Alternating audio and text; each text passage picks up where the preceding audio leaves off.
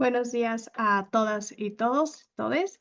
Espero me escuchen bien. Desde la Coalición México Resiliente les damos la cordial bienvenida a este diálogo titulado El Plan Nacional de Desarrollo y la Acción Climática. ¿Dónde estamos y qué falta? Soy Daniela Castro de la Fundación Friedrich Ebert y tendré el gusto de moderar este panel.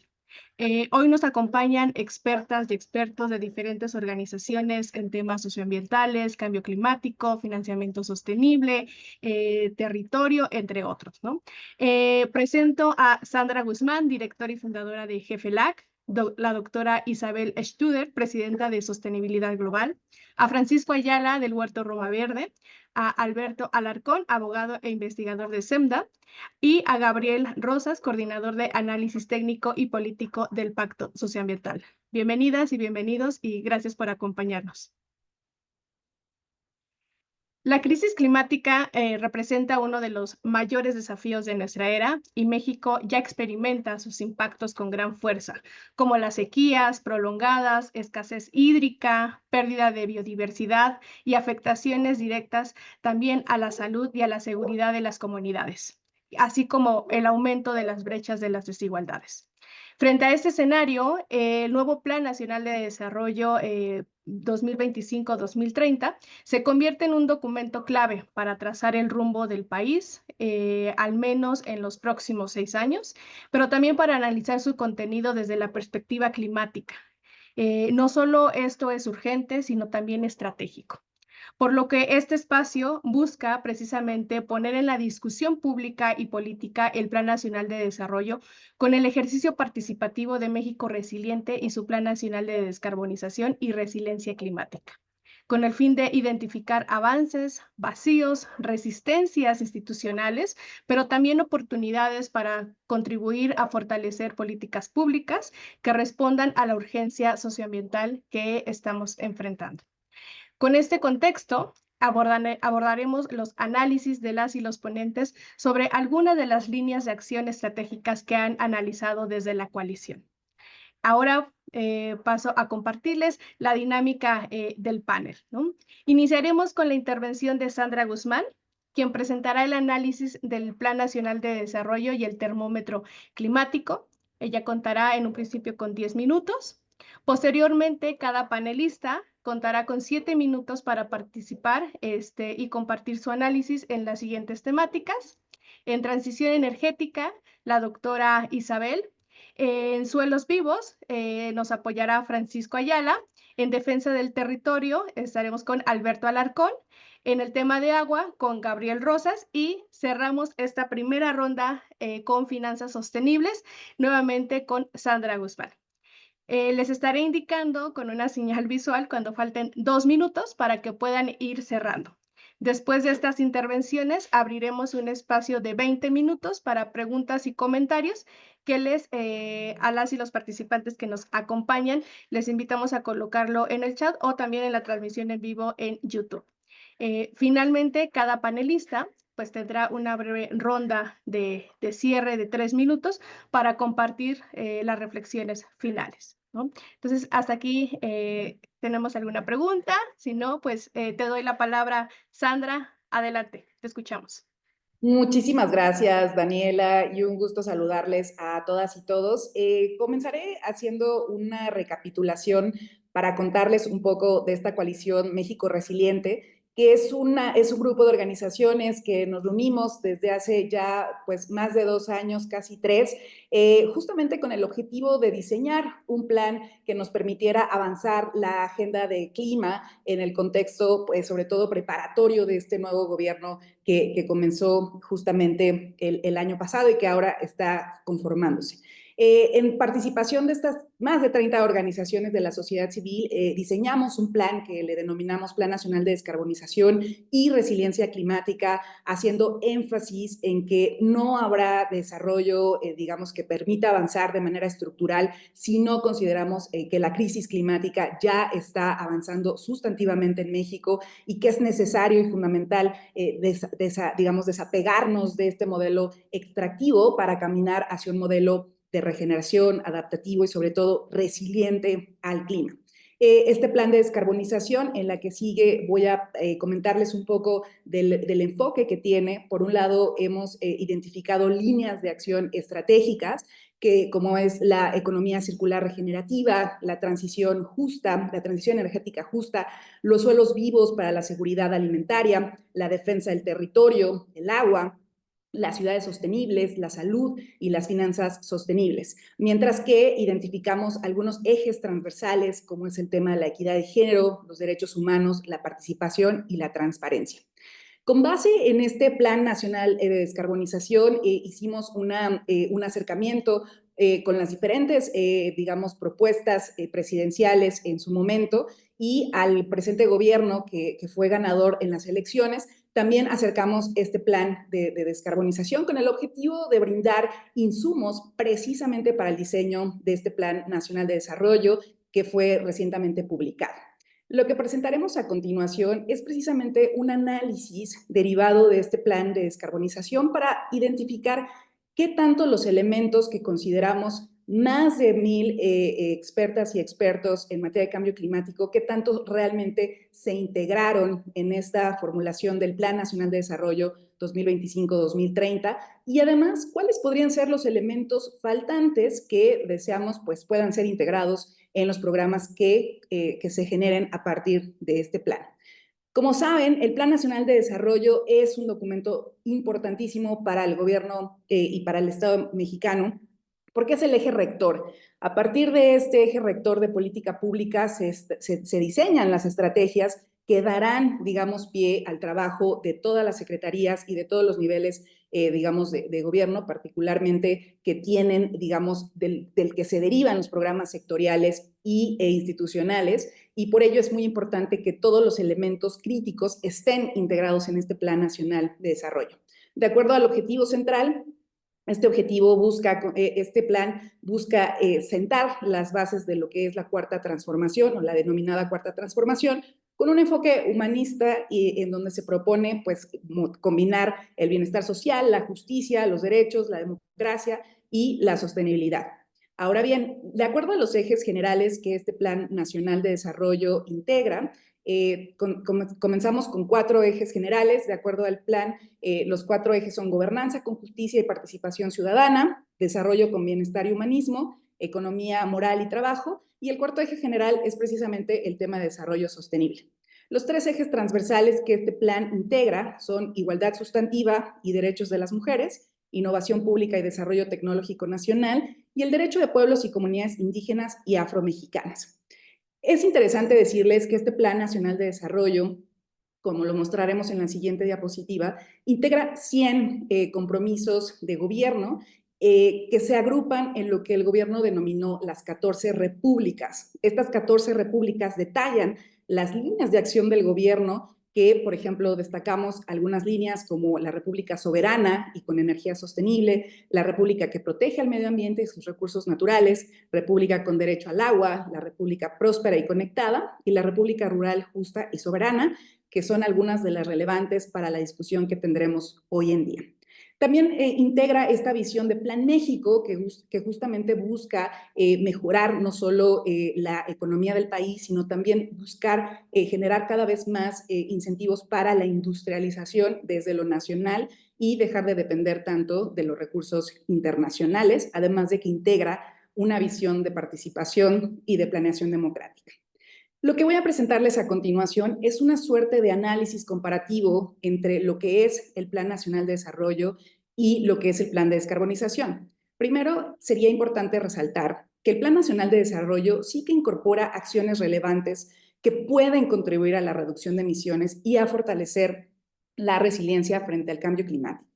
No obstante, identificamos que hay un eje que todavía no se integra de manera transversal y tiene que ver con el eje de justicia climática. Es decir, las acciones de cambio climático, si bien se mencionan en algunos sectores, todavía no se mencionan en toda la estructura de gobierno. Y es importante mencionar esto porque el cambio climático no es solo un problema ambiental, es un problema también que atraviesa muchos sectores y que en el Plan Nacional de Desarrollo hoy por hoy no termina de integrarse de una manera estructurada. También algo que observamos es que si bien el plan identifica acciones que sin lugar a dudas pueden generar beneficios a nivel de la crisis climática, también se integran algunas acciones que podrían tener un efecto contrario. Un ejemplo de esto es el fortalecimiento de la industria de los combustibles fósiles, que como ustedes saben son, digamos, los precursores de las emisiones de gases de efecto invernadero y que también pues generan altos niveles de vulnerabilidad en donde se desarrollan por la contaminación directa que esta industria tiene. No obstante, consideramos que este plan tiene muchos elementos que pueden ser una oportunidad estratégica para fortalecer la acción climática y que esperemos sean reflejadas en los programas sectoriales en los meses por venir. Pero para poderles dar un poco de detalles sobre cuáles son los aspectos que integra el Plan Nacional con relación a las propuestas que elaboramos desde la ciudadanía, quisiera hacer énfasis en algunas líneas generales, solo diciendo que esta es una visión introductoria para la conversación que tendremos esta mañana y que sin lugar a dudas les haremos llegar tras esta sesión que tendremos el día de hoy. Me voy a referir a algunos de los elementos más importantes por cada una de las líneas de acción, que será de manera muy breve. En la primera línea de acción, en la siguiente diapositiva, quisiéramos enfatizar una de las, solo para comentarles, el análisis que hicimos a nivel metodológico fue hacer esta comparación entre las propuestas derivadas del plan de descarbonización con respecto a lo que se aprobó en el Plan Nacional de Desarrollo y calificamos qué tanta existe una alineación entre las propuestas ciudadanas y este plan que fue publicado el pasado 15 de abril. Entonces, comenzamos con la primera línea de acción que desde el plan de descarbonización consideramos crítico. En la siguiente diapositiva es el tema precisamente de una economía circular regenerativa. Desde el plan de descarbonización nos propusimos la creación imperativa de un modelo económico hacia una economía regenerativa que no solo busque el tema del reciclaje como un tema fundamental, sino que realmente valoremos y transitemos hacia un sistema más bioeconómico, en donde realmente valoremos a la naturaleza en todos sus ciclos. Si bien en el Plan Nacional de Desarrollo se habla de un proyecto estratégico en materia de economía circular que se va a llevar a cabo en Tula, no se hace alusión a la economía circular de manera transversal en todos los sectores en donde es relevante, no solo en energético, sino el de transporte y otros. Por eso consideramos que si bien se mencionan algunas piezas, el nivel de alineación es medio. En el caso de la transición energética justa, en el caso del plan de descarbonización, para todas y todos las organizaciones creemos que es muy importante lograr una transición que permita un desacoplamiento de nuestra economía de los combustibles fósiles y transitar hacia un medio de generación de energía no solo renovable, transitar hacia la eficiencia energética, también promover la generación distribuida y lograr una participación más activa de las comunidades locales en la generación de electricidad. El Plan Nacional de Desarrollo sí que incorpora 51 proyectos, de los cuales 21 están asociados a energía renovable. Habla de un incremento de la participación de las renovables del 17 al casi 21.50%. Y también habla del aprovechamiento del litio como parte de las estrategias de transición energética. No obstante, el fortalecimiento del papel de los combustibles fósiles podría representar no solo pues, un aspecto contradictorio, sino que también podría en algún caso desviar recursos públicos importantes que nos ayudarían a esta transición y por eso consideramos que su alineación es media. Por el otro lado, otros temas que también son muy importantes en la diapositiva que sigue, por favor, tiene que ver justamente con los temas asociados a suelos vivos. En el plan de descarbonización, uno de los temas fundamentales es precisamente lograr una transformación agroalimentaria con base en la regeneración del suelo. Si bien en el plan se habla de la autosuficiencia y de la soberanía alimentaria, no se reconoce la protección y la regeneración de los suelos como estrategia fundamental para la protección y el salvaguardar la seguridad alimentaria. En el caso de la defensa del territorio, si bien se habla desde el plan de descarbonización, hemos propuesto la imperiosa necesidad de implementar a cabalidad el Acuerdo de Escazú en defensa de las y los defensores ambientales. Y aunque el Plan Nacional de Desarrollo habla del rol de los pueblos indígenas y afromexicanos, no habla de una estrategia integral para la implementación del Acuerdo de Escazú y por eso consideramos que es medio bajo. Otros dos de los sectores que vamos a poner aquí a continuación tiene que ver justo con el tema del agua y de las ciudades sostenibles. En el caso del agua, sí hemos propuesto una aproximación integral en donde se hable realmente de la provisión no solo en cantidad y calidad de agua, también de la protección de los océanos dentro del plan de descarbonización. Si bien en el Plan Nacional de Desarrollo se integran aspectos, por ejemplo, de cobertura de agua potable, saneamiento y especialmente en zonas rurales, y se habla de la creación de capacidades, por ejemplo, de poblaciones locales, no se incorpora una estrategia integral en materia de océanos, que por eso, si bien hay muchos elementos que lo hacen, que ponen al agua en el centro en buena parte del Plan Nacional de Desarrollo, hay elementos que todavía están faltantes. Y en el caso de las ciudades sostenibles, sí se integra también la idea de transformar los ordenamientos territoriales, pero todavía falta verlo desde una manera mucho más integral y también por eso, si bien se incorporan varios elementos, el Plan Nacional de Desarrollo todavía no integra una visión sumamente integral en este sentido.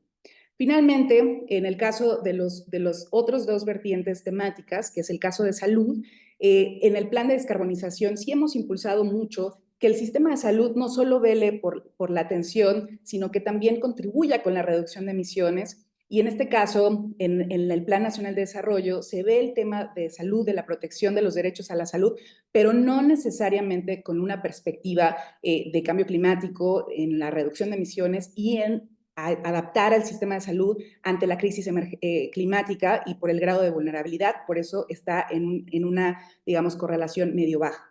Y el tema de finanzas, lo que hemos promovido es una reforma estructural del aparato financiero para promover mayores inversiones en la atención de cambio climático. Y el Plan Nacional de Desarrollo menciona algunos elementos, pero no habla de una estrategia financiera integral que permita avanzar y alcanzar los objetivos que se ha planteado México en este sentido.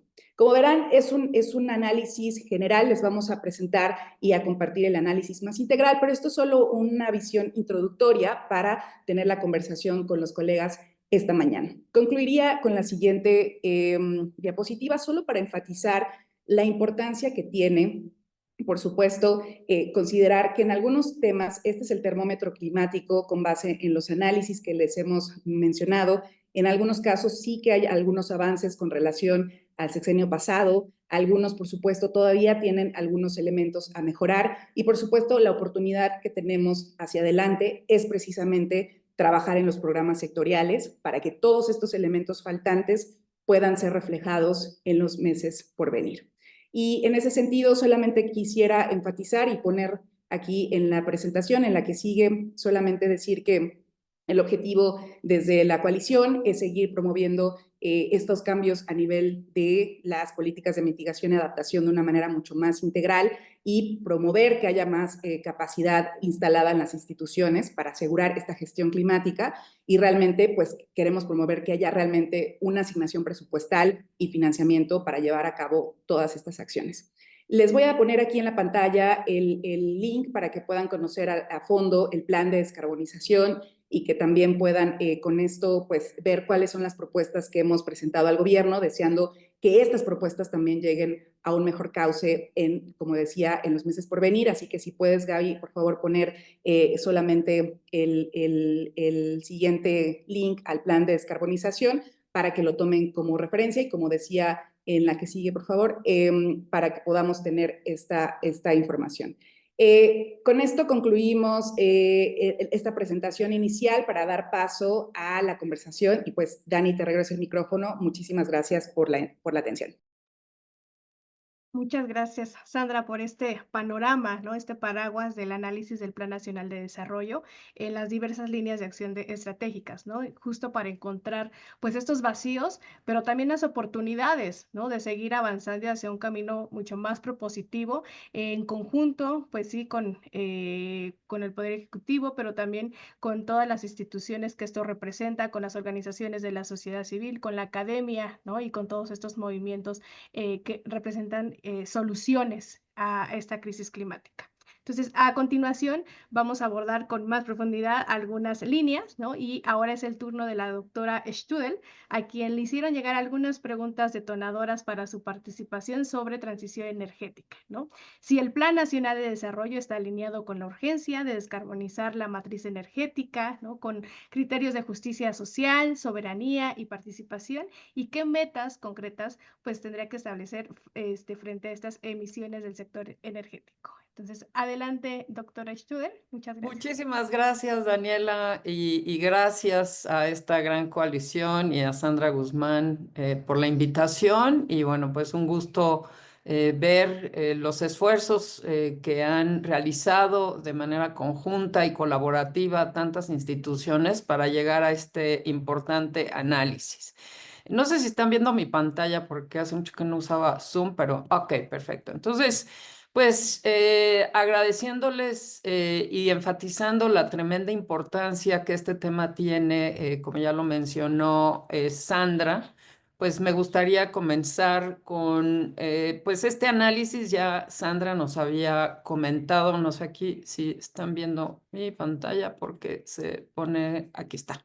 Entonces, pues este Plan Nacional de Desarrollo en el tema de transición energética efectivamente hace un énfasis en la importancia de la integración de las energías renovables en los planes y programas y estrategias que se proponen. Y es interesante también visualizar que hay una conexión con este tema de la soberanía y de la independencia.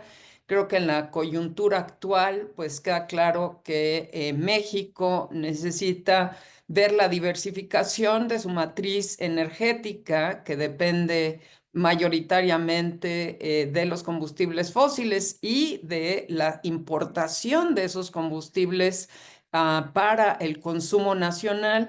Pues el tema de independencia o seguridad energética pues se ve como un tema presente a lo largo de este programa.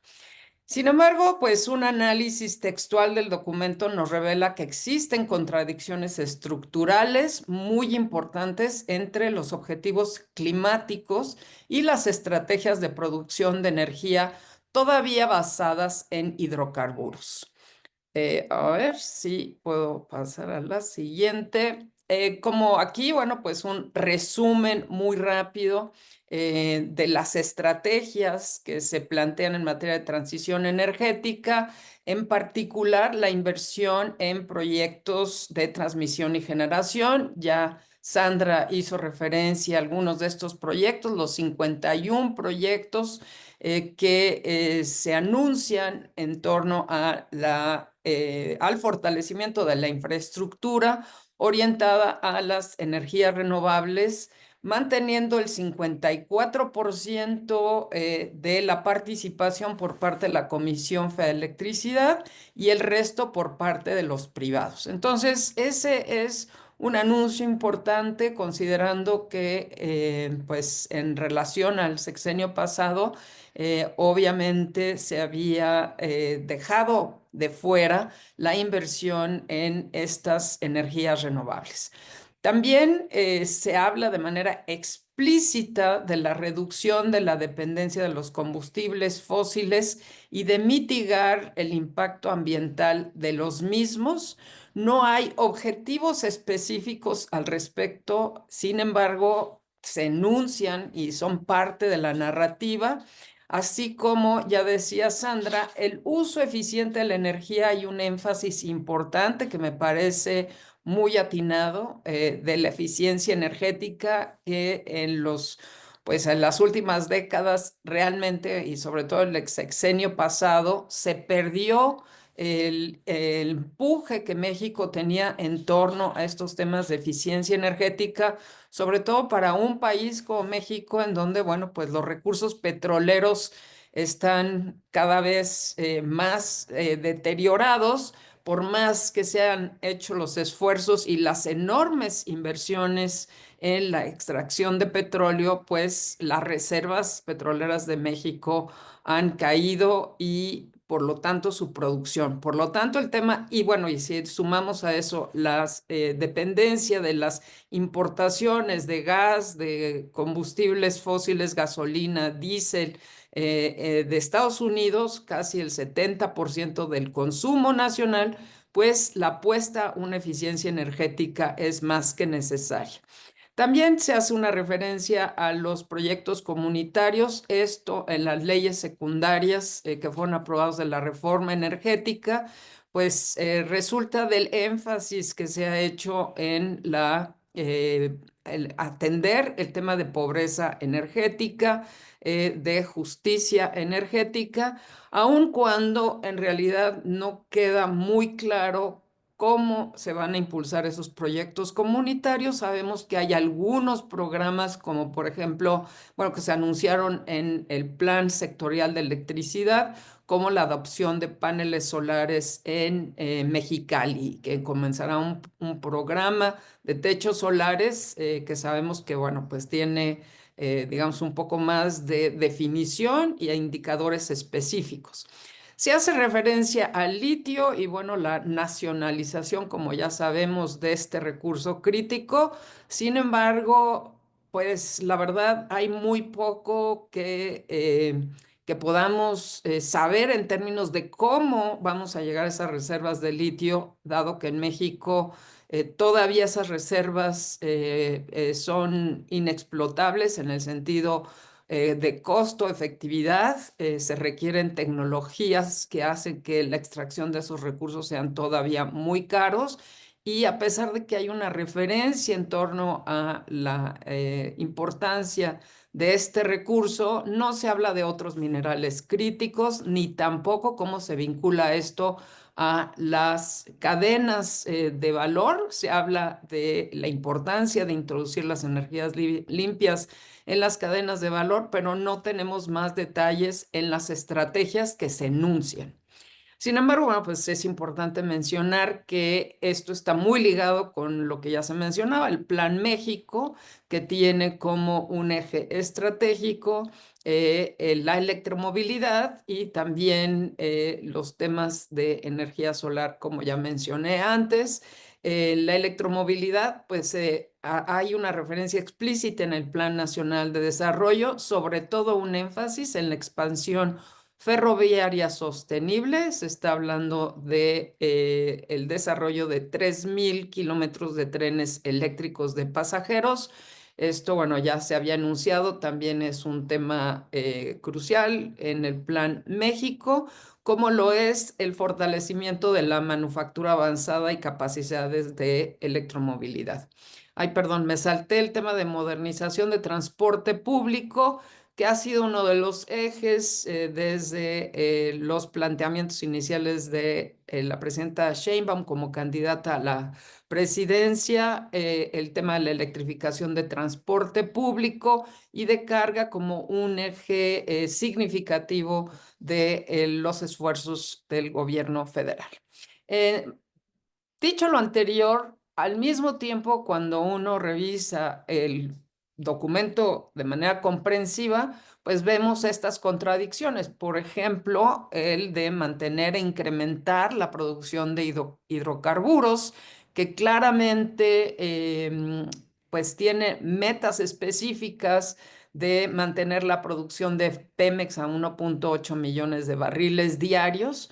Habrá que decir para la audiencia que esta meta no se logró conseguir incluso en el sexenio pasado, a pesar de los enormes recursos que se invirtieron para poder incrementar la participación del petróleo en la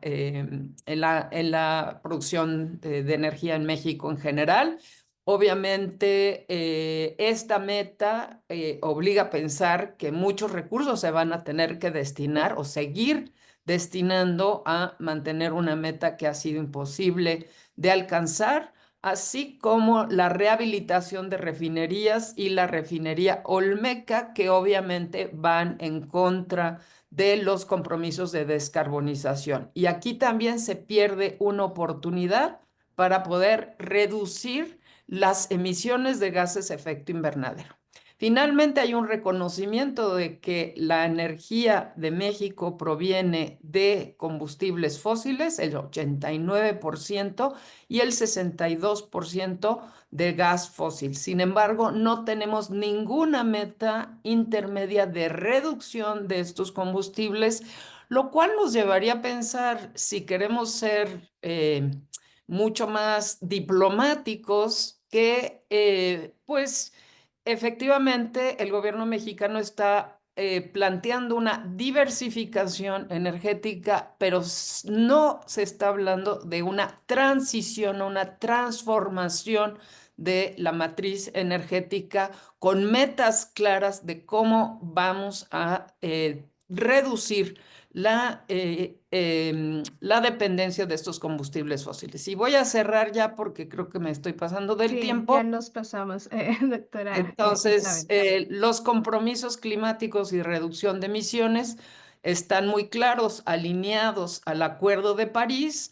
Quizá este mecanismo complementario de economía circular, de uso racional del agua, de transición en las cadenas de valor y litio, pudiera acompañar estas metas de transición energética. Así que nada más cierro diciendo que esta contradicción política y técnica debería ser discutida públicamente y ajustada a los instrumentos programáticos y presupuestarios posteriores, como ya comentó Sandra, y las recomendaciones, pues obviamente impulsar una condicionalidad climática de los proyectos energéticos estatales, que haya cronogramas claros de salida de los combustibles fósiles y que se transparenten los criterios de inversión para alinearlos con los compromisos de emisiones y justicia climática. Muchas gracias.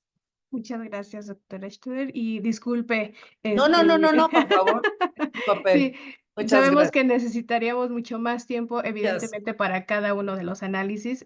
No nos alcanza con 7 o 10 minutos, pero vamos a ir, tenemos una segunda ronda para algunas, reflexiones finales. Bueno, pues ya con lo que nos ha comentado la doctora Isabel, pues sabemos que el tema de transición energética pues debe tener elementos también de los impactos en el proceso socioambiental hacia las comunidades, pero también de los contextos internacionales, ¿no? Y de la dependencia de hidrocarburos y que esta transición energética debe ser considerada sin la sobreexplotación de otros recursos, ¿no? Y también de cambios tecnológicos y que también se necesitan recursos, ¿no? Para hacer todo este proceso necesario.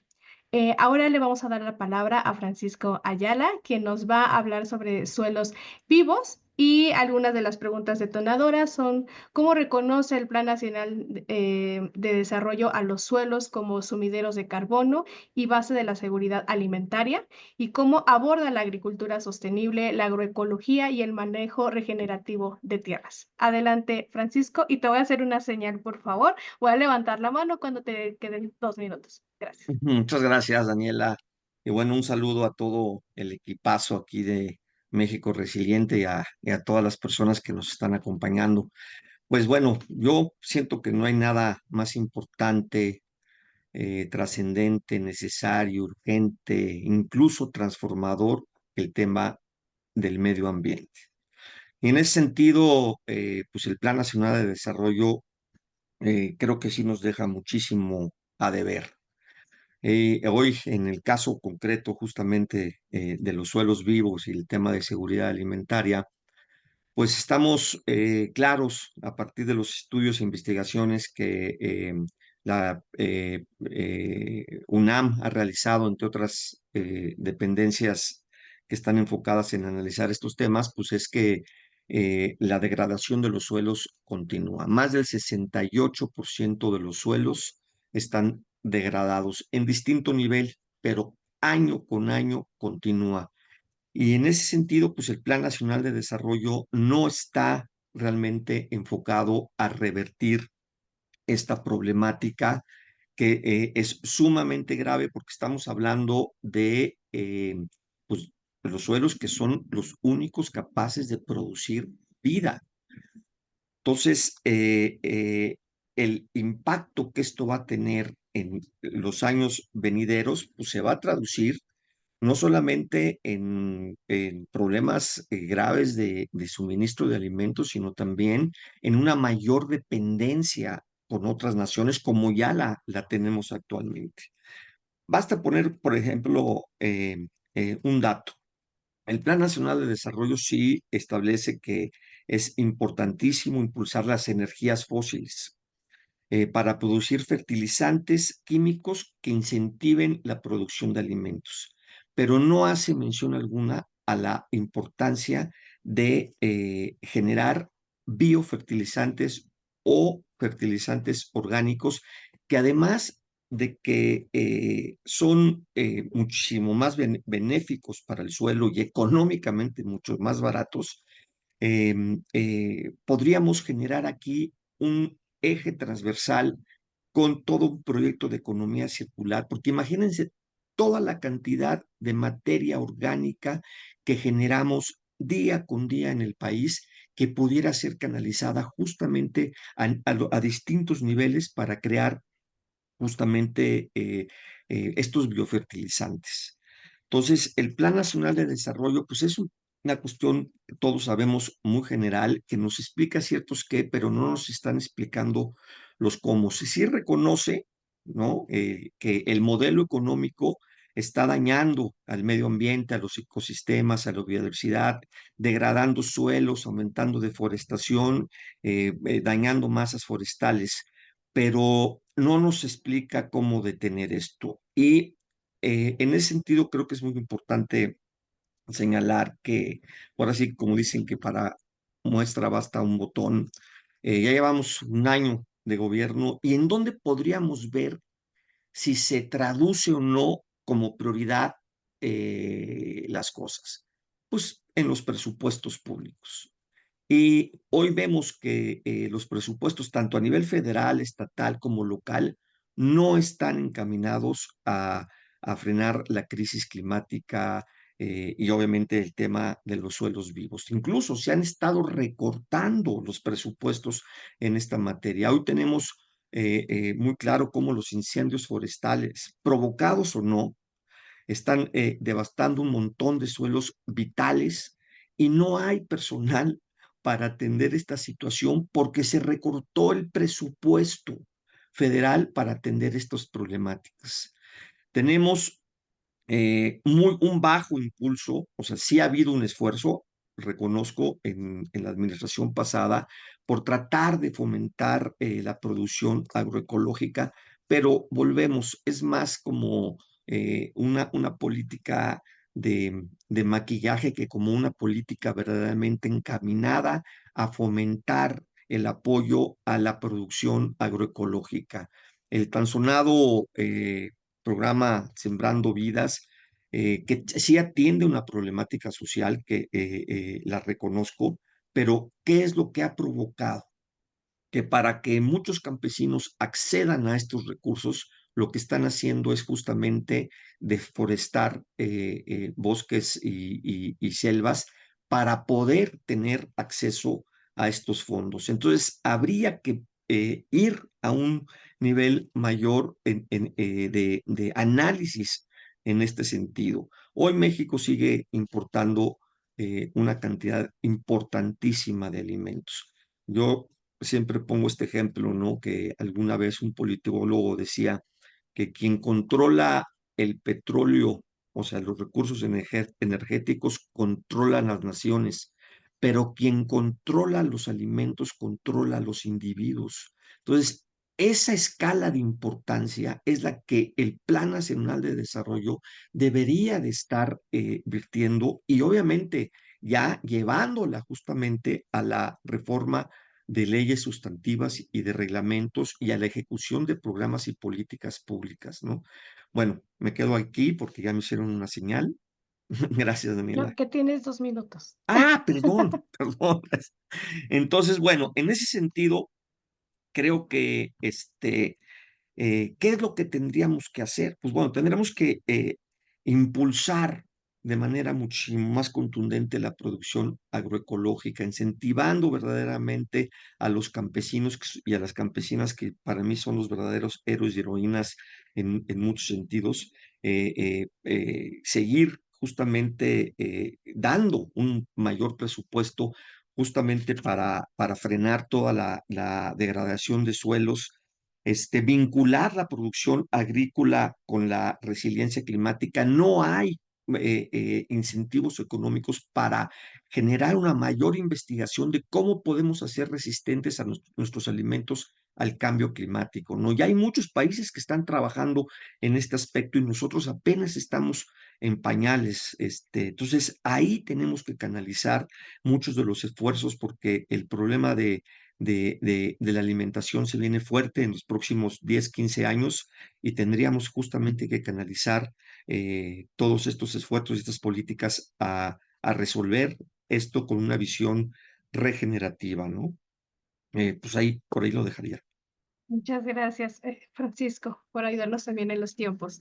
Bueno, pues sabemos que sin suelos vivos no hay agroecología posible ni una alimentación digna para todas y todos, ¿no? Cuidarlos también es cuidar de la vida, de la alimentación, del equilibrio ecológico, del futuro no solamente de nuestro país, sino del planeta en sí, ¿no? Y que este tema también abarca la justicia social, justicia climática.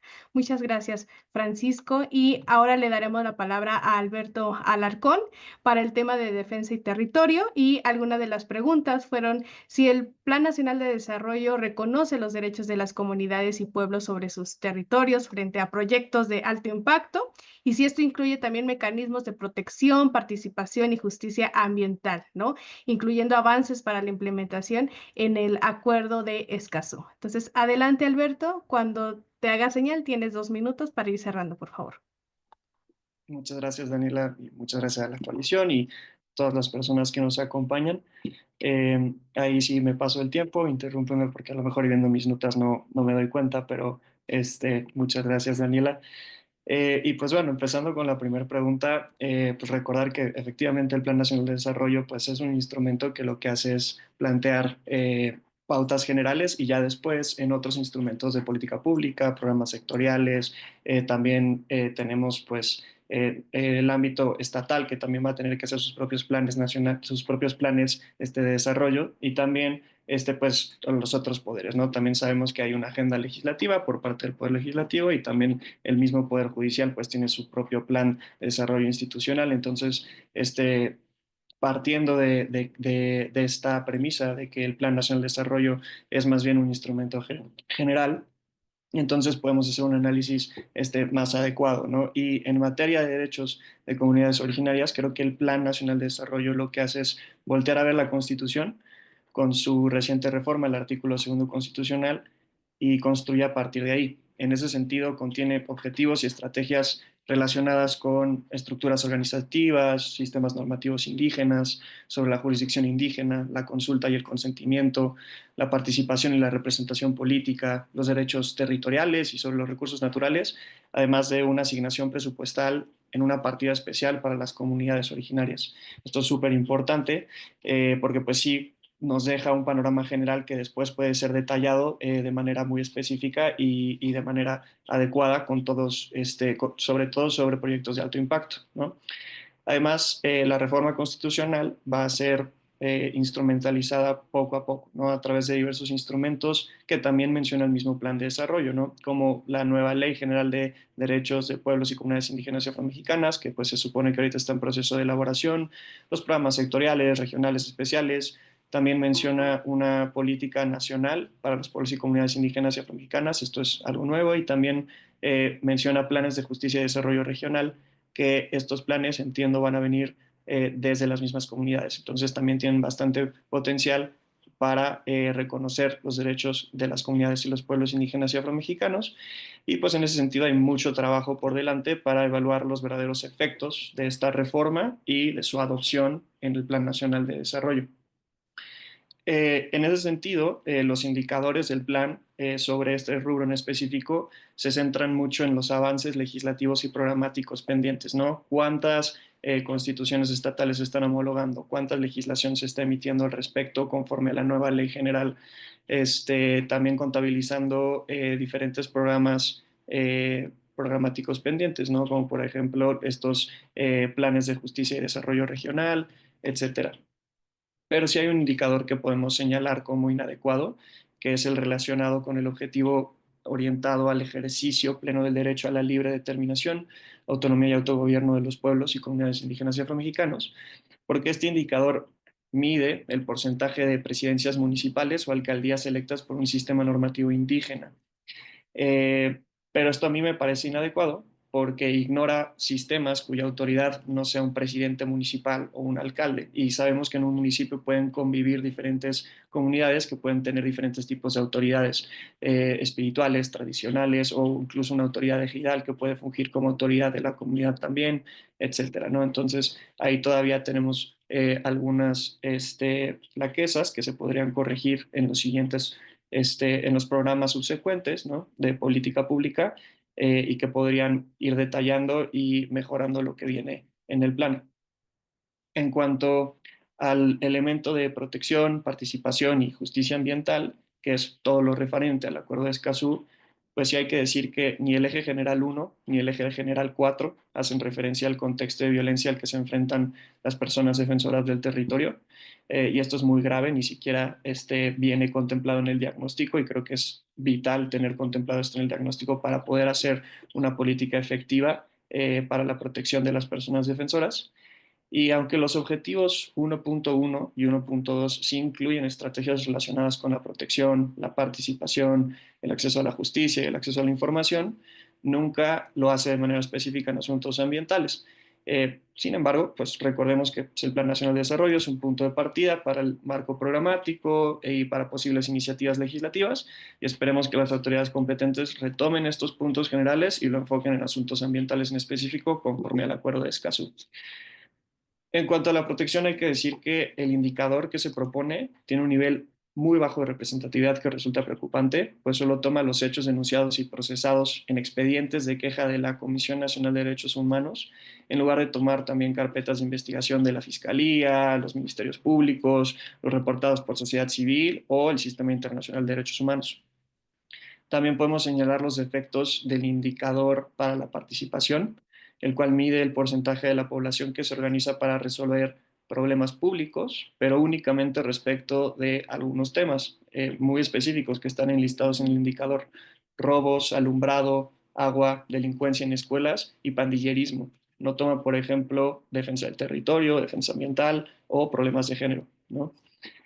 Y sobre el acceso a la justicia, aunque contempla estrategias acordes a la materia, hay que decir que se concentra desproporcionadamente en la reforma judicial, dejando de lado algunas políticas de procuración de justicia con perspectiva diferenciada, especialmente para asuntos ambientales, desde las fiscalías o desde gobernación, ¿no? Cabe decir que pues, la impartición de justicia es algo que se debería abordar también desde el propio Poder Judicial y no necesariamente desde el Plan Nacional de Desarrollo del Ejecutivo, pero esta parte de las fiscalías y de gobernación, sobre todo sobre el Sistema Nacional de Protección de Personas Defensoras y de Periodistas, pues sí le corresponde al Ejecutivo, ¿no? Entonces, sería bueno que en los planes sectoriales también se aborden esos temas de manera más específica. Y por último, el Plan Nacional de Descarbonización también tiene componentes de economía solidaria y género que entran en este rubro de defensa del territorio. Y estos son abordados de manera parcial en diferentes partes del Plan Nacional de Desarrollo, como en el eje de economía moral y trabajo y también en el eje transversal de igualdad. Y los pendientes que quedan frente al Plan Nacional de Descarbonización, pues realmente son puntos que corresponden a otros instrumentos, ya sea jurídicos o de política pública, ¿no? Que esperemos que también sean retomados más adelante. No sé cuánto tiempo me queda. Ya, muchas gracias, Perfecto. Alberto. Ok. Sí. No, muchas gracias. De todos modos tendremos una segunda ronda para algunas reflexiones finales. Pues bueno, con lo que nos dice Alberto, pues también nos recordemos que es un elemento esencial de la construcción del Plan Nacional de Desarrollo, la participación de los diferentes sectores de la población, ¿no? Como los pueblos originarios, dado que ellos son gran parte de las soluciones a la crisis climática y que también podemos tener este tipo de mecanismos internacionales como el Acuerdo de Escazú como una herramienta para proteger los derechos a personas defensores del territorio, tanto en el Plan Nacional de Desarrollo, pero también en los planes sectoriales, ¿no? Muchas gracias, Alberto. Y ahora vamos con la participación de Gabriel Rosas en el tema de agua. Y algunas preguntas detonadoras fue, ¿qué plantea el Plan Nacional de Desarrollo frente a la crisis hídrica que enfrenta nuestro país y que se integra una visión de gestión integrada como la protección de cuencas y acceso equitativo al agua como derecho humano? Te escuchamos, Gabriel, y de nueva cuenta cuando te señale que tienes 2 minutos para ir cerrando. Gracias. Muchas gracias, Daniela, y muchas gracias a todas y todos las integrantes de la coalición y sobre todo a quien nos está escuchando esta mañana en este seminario web.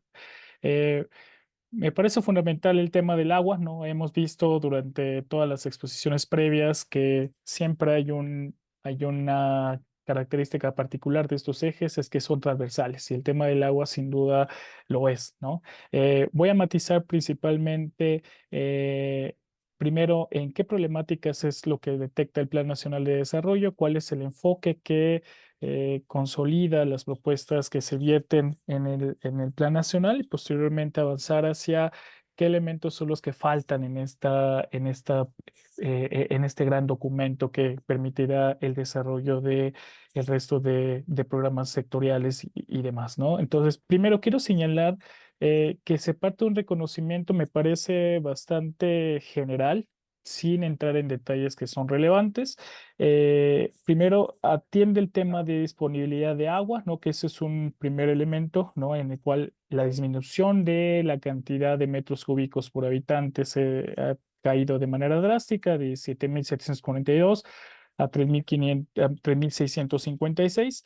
Por el otro lado, atiende también el tema de la calidad del agua, ¿no? El 70% de los ríos contaminados y el tercero, que es la sobreexplotación. Ahí en ese elemento me parece es muy relevante señalar la ausencia, por ejemplo, de temas como la cantidad de agua que se pierde por la mala calidad de las tuberías, ¿no? El tema de la falta de financiamiento para los organismos locales que se encargan de la gestión del agua y también el tema de el estrés hídrico a nivel estatal, ¿no? Me parece que ese es uno de los elementos clave que deben estar presentes y que no se tienen en cuenta en este gran diagnóstico general.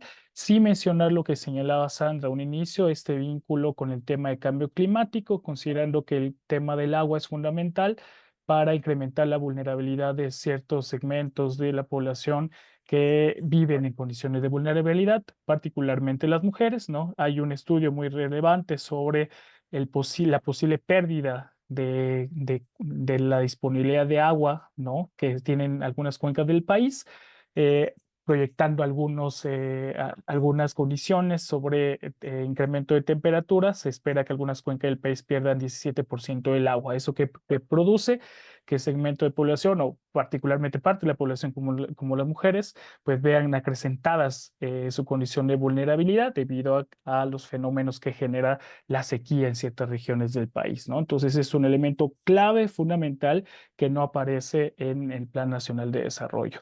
¿Qué es lo que sí aparece o de qué manera se intenta atender esta problemática? Primero, reconociendo que es un derecho humano, esto también muy en sincronía con el Plan Nacional Hídrico, ¿no? Que es uno de los rasgos importantes que establecen tanto el Plan Nacional de Desarrollo y el Plan Nacional Hídrico, el agua como un derecho humano. Se plantea un enfoque de acceso equitativo, sostenibilidad del agua y asegurar el agua para próximas generaciones. Me parece es un punto favorable.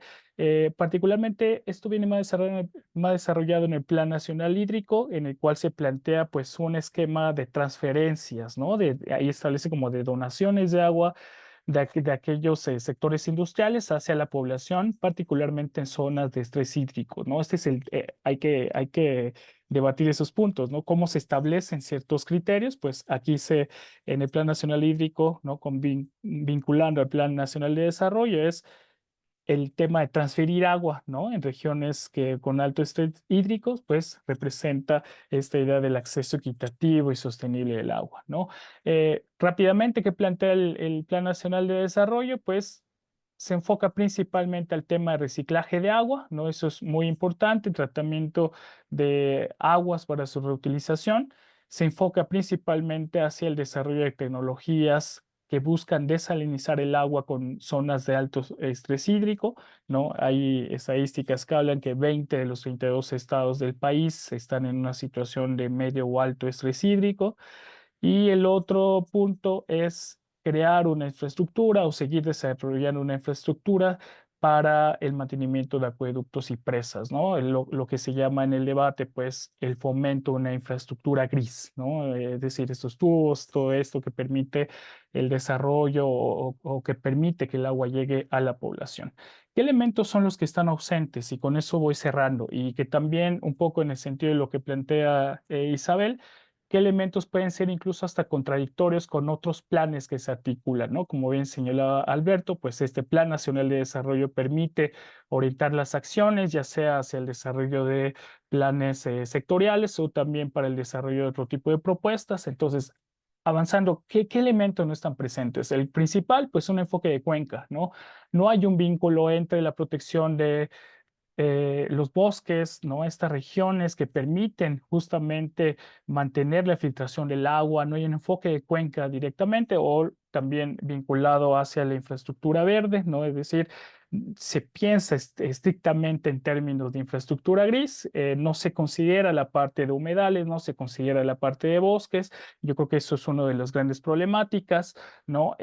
La segundo aspecto es que no se articula con una ley de cuencas y océanos, ¿no? Como ejes estratégicos de mitigación y adaptación climática. Para mí uno de los elementos claves no es un reconocimiento del agua como un bien común, ¿no? Desde mi punto de vista y desde la coalición que hemos analizado, ¿no? En este documento que hemos preparado para ese seminario, ¿no? Pues me parece que esa perspectiva de suelos, la idea de preservar ciclos hídricos, favorecer procesos de recarga no está presente. Hay una idea vinculada hacia la explotación, ¿no? Justamente dotar de agua a estas regiones con estrés hídrico, y aquí avanza hacia una de lo que plantea el Plan Nacional de Desarrollo vinculado hacia el futuro, ¿no? Que es el Plan México. El Plan México, dentro del Plan Nacional de Desarrollo, juega parte de una perspectiva de mediano y largo plazo para el desarrollo industrial nacional, y sin embargo no hay ningún vínculo de qué va a pasar con la gestión del agua, ¿no? Para el desarrollo de estos sectores estratégicos. No puede ser que caiga en una contradicción, que el desarrollo de ciertos sectores estratégicos pueda generar mayores presiones para regiones con estrés hídrico, ¿no? Es importante conocer qué va a pasar con estas zonas donde ya la disponibilidad de agua es muy baja, y puede ser que también conviva con un polo de desarrollo, un polo de bienestar, cuya naturaleza productiva genere mayor presión en este sentido, ¿no? Finalmente, ya voy articulando, voy finalizando, perdón, no hay una medida integral frente a la minería marina, ¿no? Que es uno de los elementos, me parece importante. No promueve la gobernanza participativa de los recursos hídricos, es decir, la participación de la comunidad dentro de los mecanismos que se establecen no está presente. No hay una estrategia clara para detener la sobreexplotación de acuíferos. También algo fundamental, considerando que el 40% de agua se pierde por la mala calidad, por las fallas de la tubería, pero sobre todo por la antigüedad de estas tuberías, pues no se integra una perspectiva de pues, innovación tecnológica vinculada al control de fugas y al tratamiento residual. Eso es muy, muy importante.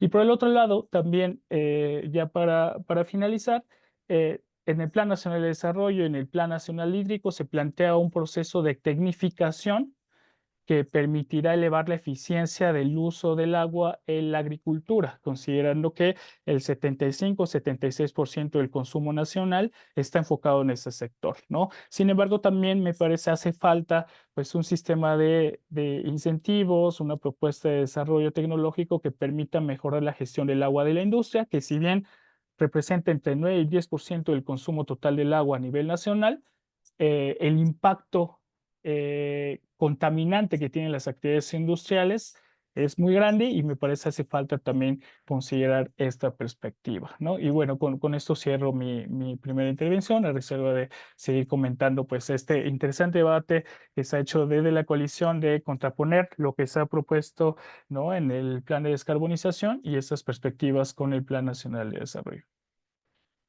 Muchas gracias, Gabriel, por este panorama. Y bueno, pues sabemos que la crisis hídrica también es una problemática que vivimos día a día y que desafortunadamente ya es una crisis general en los diferentes territorios, y lo que ello implica, ¿no? También para las diferentes desigualdades.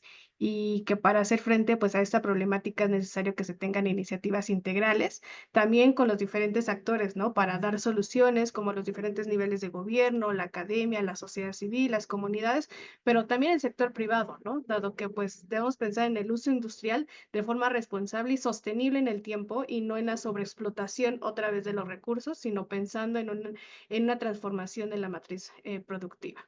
Muchas gracias y ahora retomamos la palabra con Sandra, que nos hablará sobre las finanzas sostenibles y las preguntas detonadoras es sobre qué incluye el Plan Nacional de Desarrollo desde una visión de política fiscal, financiera, alineada con la acción climática y si se contemplan mecanismos de financiamiento, eliminación de subsidios regresivos o nuevos instrumentos para la aceleración de la transición. Adelante, Sandra, te escuchamos.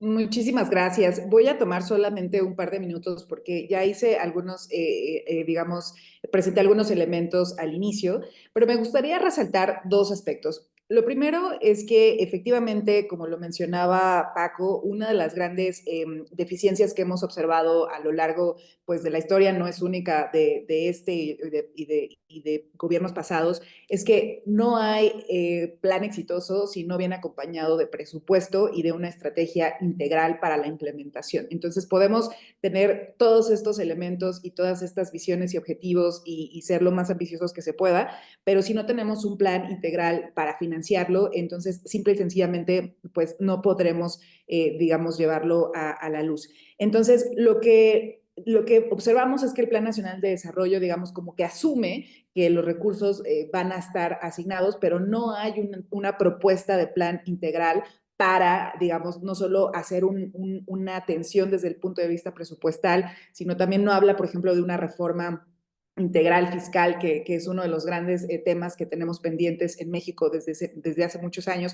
No habla de un plan estructural para, por ejemplo, hacer inversiones, ya no solo, digamos, desde un nivel público, por ejemplo, en algunos sectores habla a nivel, por ejemplo, en el sector energético, habla, por ejemplo, de generar ciertos incentivos en las pequeñas y medianas empresas, pero no habla de una propuesta estructural de cómo, de dónde va a venir el financiamiento, o sea, cuál es la estrategia de recaudación de financiamiento público y cuál va a ser la estrategia de inversión. Y no solo eso, sino que no habla necesariamente de una estrategia en la que se establezca qué se puede cubrir con financiamiento público y de qué manera se puede hacer un mejor apalancamiento o una mejor, digamos, sinergia con otro tipo de fuentes de financiamiento, háblese cooperación, háblese otros esquemas. Habla, por ejemplo, de la independencia de Banxico, del Banco Central Mexicano y, por ejemplo, de dar atención al tema de la deuda para mantenerlo como un equilibrio, lo cual es positivo. Pero quizá uno de los temas, y este es el segundo punto, que desde lo que analizamos también es un poco preocupante. Ustedes saben que uno de los grandes problemas que tiene México, y ya lo mencionaba la doctora Isabel, es cómo se ha hecho inversión, por ejemplo, en el sector energético a través de los subsidios a los combustibles fósiles, tanto para generación de electricidad, consumo eléctrico, como para otros tipos, por ejemplo, el consumo de gasolina y diésel. Y en el plan se establece que no habrá incremento en las tarifas ni eléctricas ni de los combustibles, en este caso gasolinas y diésel. Y lo que nos están diciendo con el hecho de que no habrá incremento en las tarifas es que se seguirá haciendo un subsidio importante en este sector. ¿Qué significa? Que no solo no somos grandes productores, como ya lo mencionaba la doctora, y por lo tanto la producción de petróleo se va a ver afectada, pero además el gobierno va a pagar por los consumidores y esto quiere decir que esto desde luego significa una gran inversión pública para un sector que lamentablemente ya no es un sector fortalecido en México. Entonces es como, vamos a decirlo así, es como una inversión a un fondo perdido que no necesariamente nos va a ayudar a alcanzar la transición energética. Entonces, en este sentido, algo que vemos es la importancia, y aquí el rol de la Secretaría de Hacienda y Crédito Público va a ser muy importante, la importancia de llevar a la implementación aquella estrategia de financiamiento sostenible que se publicó el sexenio pasado, de la cual no hay mención alguna en esta visión del nuevo Plan Nacional de Desarrollo, es cómo también va a haber una consecuencia o un seguimiento de aquellos planes y programas que se crearon el sexenio pasado, por ejemplo, el tema de las taxonomías, el tema de planes estructurales para inversión pública como más sostenible, o sea, muchas cosas que se venían de alguna manera avanzando el sexenio pasado, no es claro cómo se va a, digamos, a continuar. Entonces sí es importante que haya una estrategia integral de financiamiento sostenible para que todas las diferentes acciones que se están mencionando a lo largo del plan no solo se lleven a cabo, sino que incrementen su ambición. Y creo que ese es uno de los temas. No habrá plan de desarrollo efectivo si no hay presupuesto suficiente que alcance para alcanzar todos esos planteamientos, y creo que ese debe ser la cuna de buena parte de la discusión que se dé en México. Y yo creo que el tema de la reforma fiscal y, por supuesto, todo el tema de la reducción de estos subsidios, que pueden ser una fuente importante de ingresos para la transición, no debe quedar fuera en los paquetes que vengan hacia adelante. Todo lo demás, simple y sencillamente, ya lo mencionaba Paco, ha habido un recorte presupuestal importantísimo. Entonces, por más que tengamos algunos equipos fuertes hoy por hoy en el gobierno, si no se tienen esos recursos, difícilmente vamos a poder alcanzar los objetivos. Entonces, solo quería enfatizar eso como parte adicional a lo que mencioné hace un momento para que podamos pasar a las preguntas y respuestas. Gracias, Dani. Muchas gracias, Sandra. Bueno, pues el tema de los recursos es esencial, ¿no? Para poder financiar todas las iniciativas, programas y justo un plan nacional de desarrollo. Entonces, una reforma fiscal justa, progresiva, es clave no solo para enfrentar la crisis climática, sino todas las problemáticas y urgencias que tenemos en nuestro país, y porque puede reorientar esos recursos, ¿no? Esos incentivos económicos hacia un modelo de desarrollo más justo, sustentable, resiliente.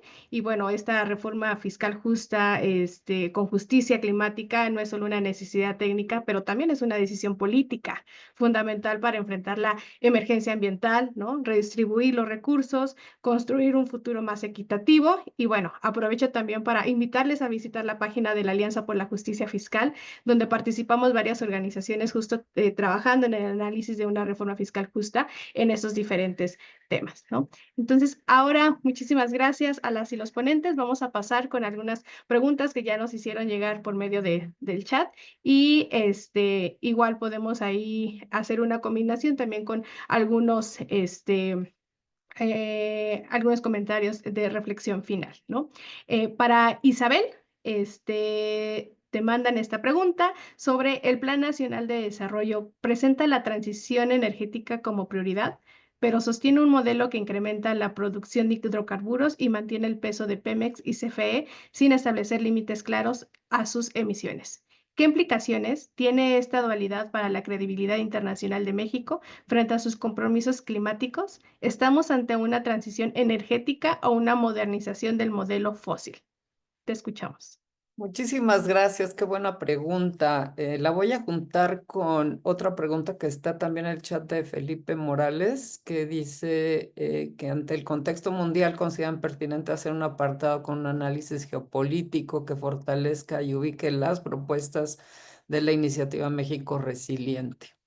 Yo creo que esta pregunta es central, o sea, efectivamente la geopolítica mundial con una presidencia de Donald Trump que, bueno, pues no solo está promoviendo las energías fósiles, sino que está poniendo obstáculos y desapareciendo todo el marco institucional y de políticas públicas en torno a la política climática, tiene implicaciones muy significativas en el resto del mundo. La salida del Acuerdo de París, bueno, ya tuvimos la experiencia previa y antes de la primera administración de Trump con el presidente George Bush, que pues, se salieron del Acuerdo de París, y lo que mostró es que, bueno, la comunidad internacional está comprometida y existe consenso generalizado en la importancia del tema de cambio climático. Lo interesante esta vez es que esto abre espacios para que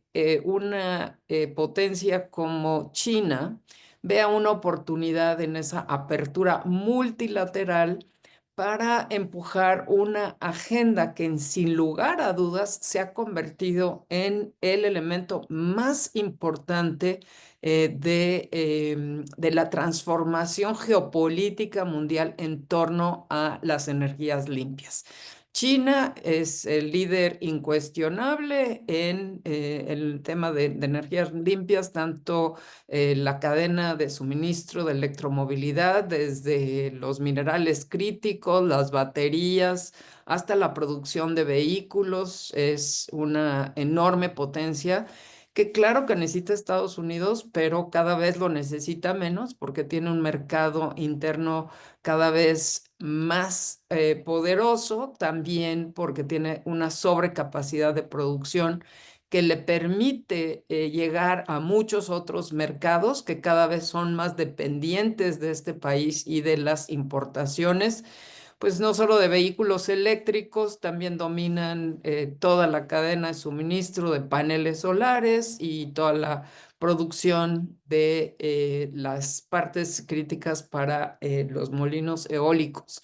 Entonces, esta geopolítica obliga a repensar el modelo en particular que México siguió de fuerte dependencia de los Estados Unidos bajo el presupuesto de que vamos a estar integrados y que la integración de América del Norte hacía factible que México dependiera de la producción de gas barato, sobre todo que proviene de sitios en donde se utiliza el fracking, que México podía depender de las gasolinas, del diésel que se producía en Estados Unidos, y que esta integración con Estados Unidos le permitiría a México la eficiencia para poder ser una producción manufacturera importante.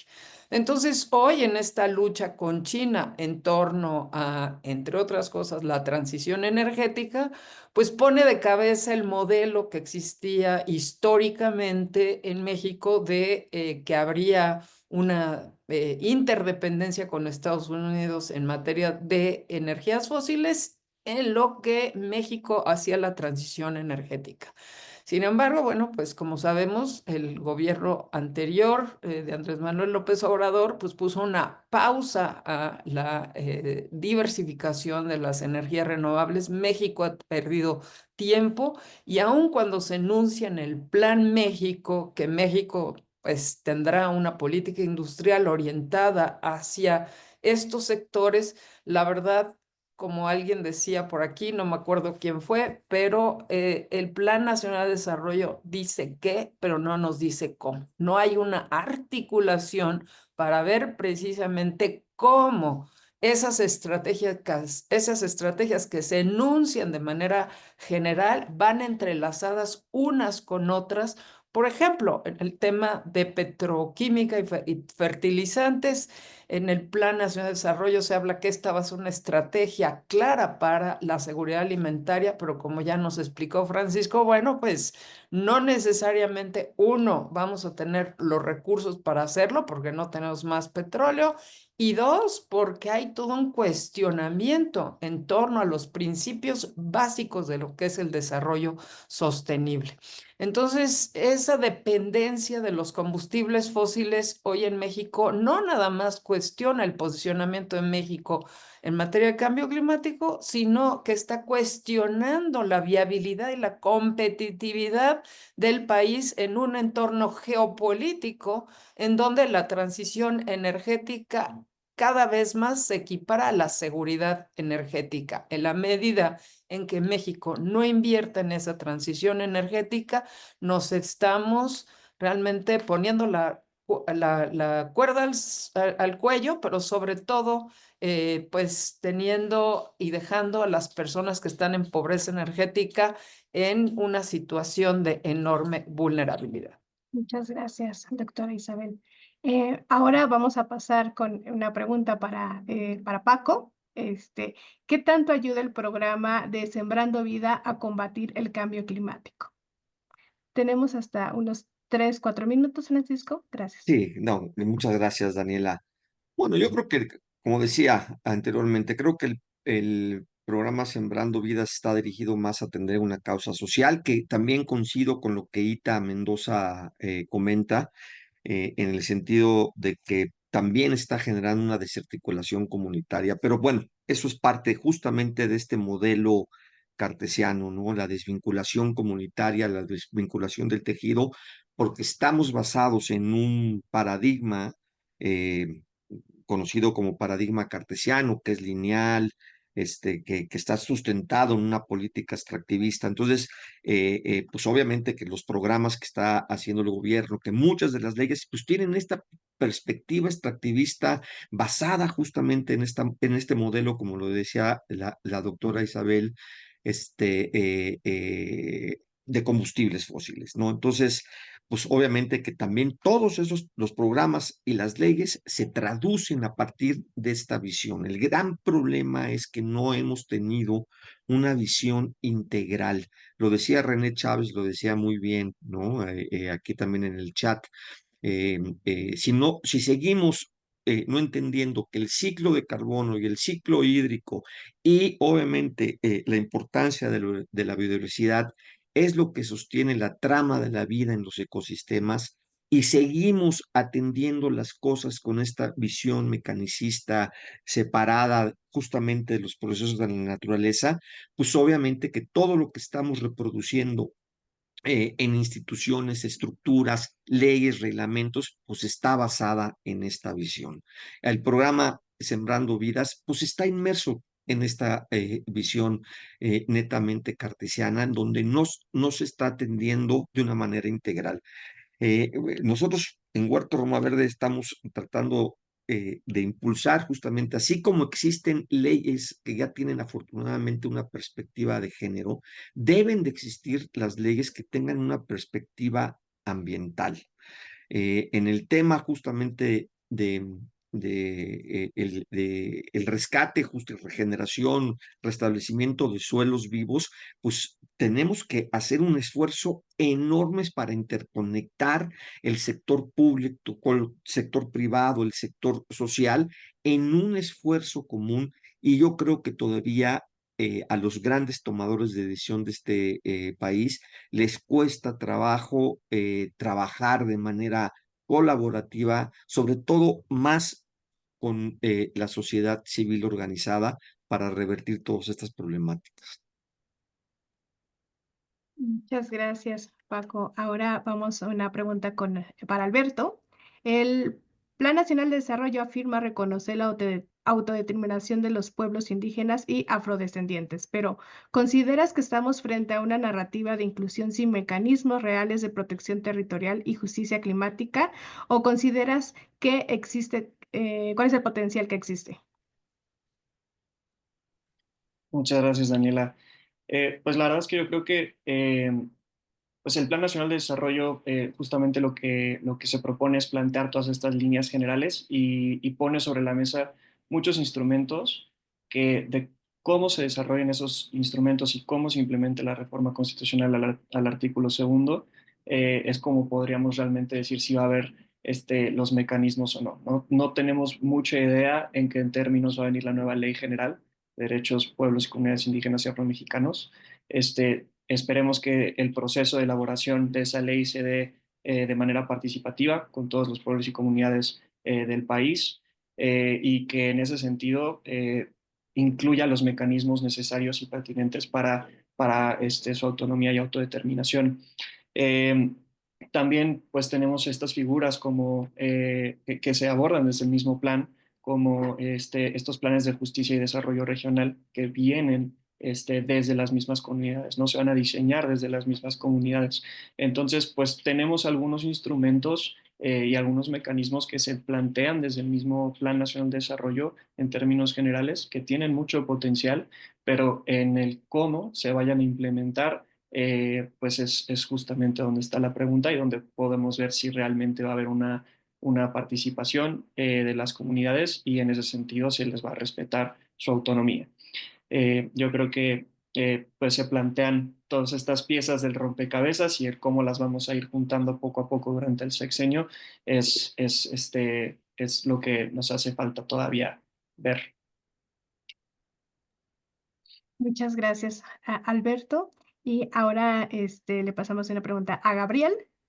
Aunque el Plan Nacional de Desarrollo propone una tecnificación del riego y proyectos de reciclaje hídrico, no enfrenta el conflicto estructural de la distribución inequitativa del agua y ni menciona reformas al régimen concesionario. No se corre el riesgo de reproducir una lógica de gestión hídrica que privilegia a sectores económicos extractivistas en lugar de garantizar el derecho humano al agua. Muchas gracias, Danila. Eh, sí, en efecto, hace una mención, sobre todo el Plan Nacional Hídrico, sobre un ordenamiento de concesiones, ¿no? Sobre el agua, pero creo que es una problemática compartida, la que hemos señalado, de que no se establecen los cómo, ¿no? Ni de qué manera van a hacerse. Me parece que aquí el perfil de todas estas propuestas hacia la gestión del agua y demás, pues sí van hacia un enfoque mucho más económico, ¿no? Me parece. Justamente leyendo el Plan Nacional Hídrico, pues se establece como esa transferencia de agua de sectores industriales a sectores con estrés hídrico, cosa que me parece tanto fuerte de concebir, ¿no? Teniendo en cuenta, pues, como bien señala la pregunta, que hay regiones que el estrés hídrico está comprometida por el establecimiento de ciertas industrias. Ojo, aquí hay que repensar lo que de la coalición, ¿no? Estos modelos económicos o nueva forma de repensar los modelos económicos orientados, pues justamente a comprender las dimensiones ambientales del proceso económico, ¿no? Yo creo que eso es una de las cosas. Dos, también el latente riesgo que existe de las nuevas inversiones, ¿no? Investigaciones recientes están pues haciendo consultas a las nuevas propuestas de inversión que propone pues toda esta ola de que bajo el término del nearshoring, ¿no? Como esta relocalización de la estructura productiva, este comercio, esta alianza comercial que se está haciendo entre México y Estados Unidos por la cercanía, ¿no? Principalmente. Y es alarmante porque gran parte de las empresas están orientadas hacia luz y agua, ¿no? O sea, mientras haya eso, pues ya venimos y se hace la inversión. Y yo creo que también, pues las propuestas que se hacen desde el Nacional de Desarrollo pues siguen impulsando desafortunadamente estas prácticas, ¿no? Si bien establece criterios de eficiencia, que eso es muy importante, ¿no? Tanto la agricultura, como señalaba, 75-76% del agua que se utiliza en que se utiliza a nivel nacional se utiliza en la agricultura. Pues me parece también hay que pensar la forma de cómo esto se articula hacia una estructura productiva, pues que nos dé una manera diferente de relacionarse con este bien, ¿no? Considero que si bien hay medidas para mejorar la eficiencia, también hace falta, por el otro lado, integrar la parte eh, relacionada a la distribución del agua en los hogares, ¿no? En las tuberías principalmente, que ahí es un problema grande, ¿no? En ese sentido, pero no hay muestras de que o medidas como para intervenir de manera profunda sobre esta mala distribución del agua, obviamente orientada, pues parece más a la comercialización, ¿no? Justamente, y bueno, pues esto nos podemos remontar más allá con la ley de aguas que está en México, ¿no? Entonces, yo creo que tiene un carácter mucho más orientado también hacia la gran industria, ¿no? Gracias. Desafortunadamente. Ujú. Gracias, Gabriel, por tu respuesta. Voy a lanzar una pregunta para todos, para que quiera levantar la mano. Solamente tenemos tiempo para una respuesta y después una pregunta para Sandra para ir cerrando. Ya nos queda muy poco tiempo. Entonces, ¿qué rol jugará la sociedad civil en los procesos de descarbonización y alcanzar la resiliencia? ¿Alguien se atreve? ¿Quién dice yo? Adelante, doctora Isabel. ¿Me regalan solamente 2 minutos, por favor? Muy rápido para también dar oportunidad a otra respuesta. Es crucial y yo creo que parte de lo que yo propongo es que no le demos tanta importancia a estos planes nacionales de desarrollo. Invertimos demasiado tiempo a programas que en realidad pues no están siendo lo que deben ser ni cumpliendo su meta. Yo creo que la sociedad civil debe continuar haciendo estos espacios de diálogo, de interlocución, pero debemos también dejar de darle la importancia a estos planes porque no se las da el gobierno. O sea, tan sencillo como eso lo podemos ver. Yo ahí lo dejo porque creo que es una discusión mucho más amplia. Muchas gracias, Isabel. Tenemos creo que para un comentario más sobre esto. Adelante, Alberto, te escuchamos. Y si Sí, yo es creo que la rápido, sociedad nos civil, alcanza para Francisco. Gracias. sí, va a ser muy rápido. Yo creo que la sociedad civil tiene que también jugar este papel de evaluador, ¿no? Cuando empiecen a salir también los programas sectoriales y estos indicadores, pues entonces vamos a saber dónde poner la lupa para poderle dar seguimiento a la implementación de todas las propuestas y ver que las propuestas y las palabras se transformen en implementaciones concretas. Creo que va a ser nuestro rol el estar checando que eso sea así y seguir alzando la voz cuando no lo sea. Gracias, Alberto. Paco, te escuchamos. Rapidísimo. Bueno, yo creo que el poder social, que es la sociedad civil organizada, tiene que ser el motor de la gran transformación. Hoy el Estado-Nación nos queda mucho a deber. Primero fue el poder político y ahora el económico los que dirigen todo. Tenemos que nivelar eso y en ese sentido la sociedad civil organizada es un manantial de agua fresca para poder revertir o nivelar justamente pues la soberbia de los otros dos grandes poderes. Muchas gracias, Paco. Y bueno, ya aprovechando que todos pasaron, Gabriel, si tienes algo que decir, 30 segundos, te escuchamos. Sí, pues claramente este ejercicio es fundamental, ¿no? El hecho de dialogar sobre un eje rector de la planificación nacional e identificar aquellos aspectos que la sociedad requiere, pues yo creo que es el papel de la sociedad civil y encontrar estos mecanismos que nos permiten enlazar, pues estas discusiones profundas hacia mecanismos concretos de lo que tiene que hacerse, ¿no? En materia socioambiental.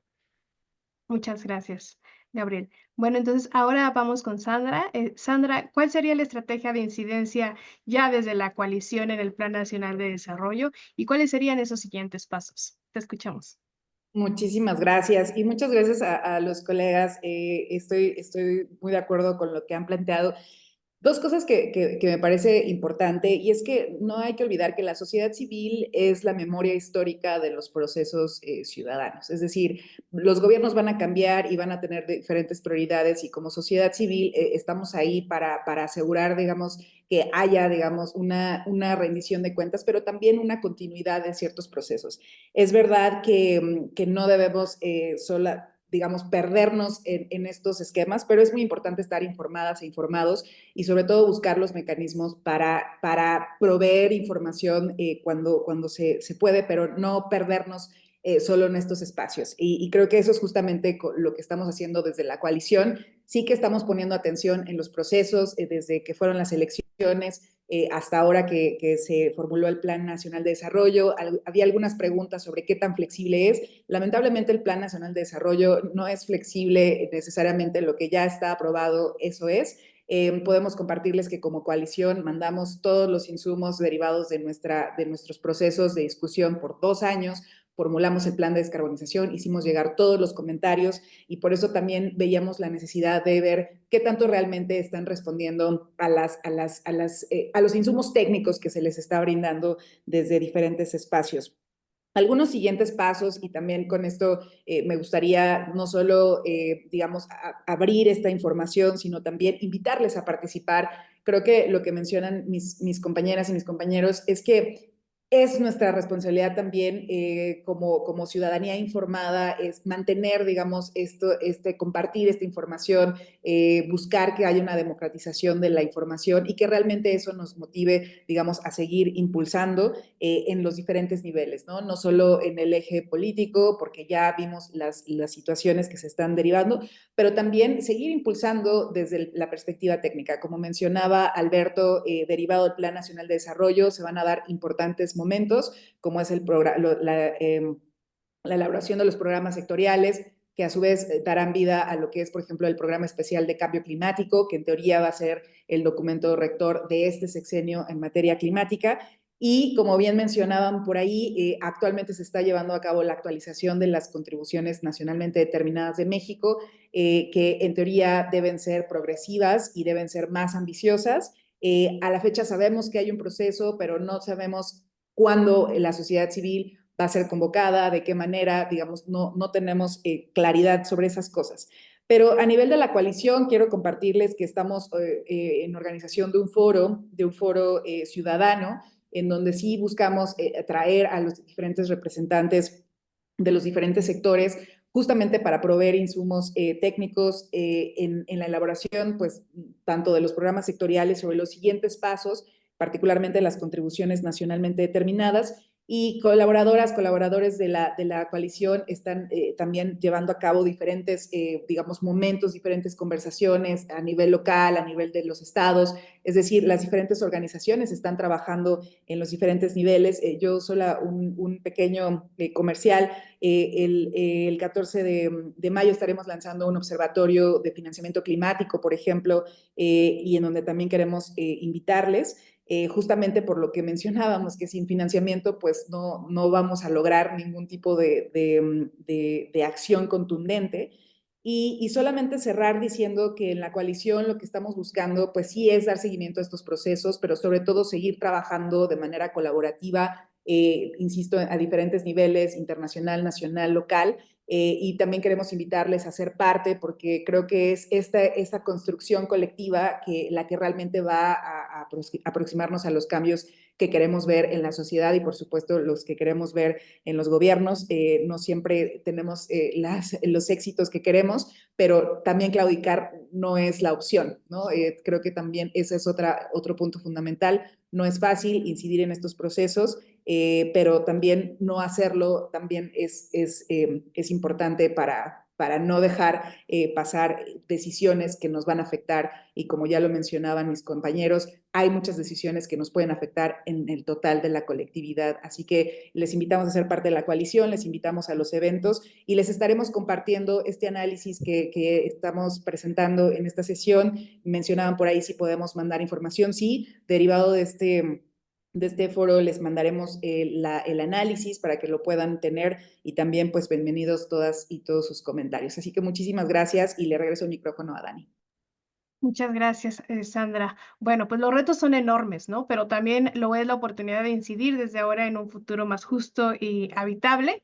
Pues muchísimas gracias a las y los ponentes, a las y los participantes que nos acompañaron por Zoom, pero también por YouTube, y que enviaron sus preguntas y comentarios, así también como a todo el equipo que hizo realidad este diálogo, en especial a Janet, a Gabriela, a Marisol, a Federica y a Alex. Y bueno, les invitamos a visitar la página web de la coalición en mexicoresiliente.org, y también las redes sociales de la coalición en X, Facebook e Instagram, donde podrán encontrar los análisis y materiales de difusión. Pues saludos y excelente día.